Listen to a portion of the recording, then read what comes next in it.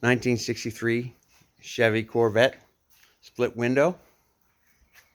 It, one of 10,000 built in '63. I've had it now many years. It's pretty much all original. I've got added air conditioning,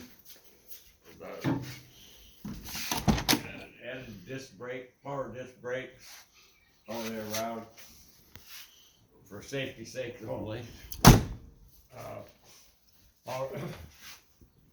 Heavy duty aluminum radiator.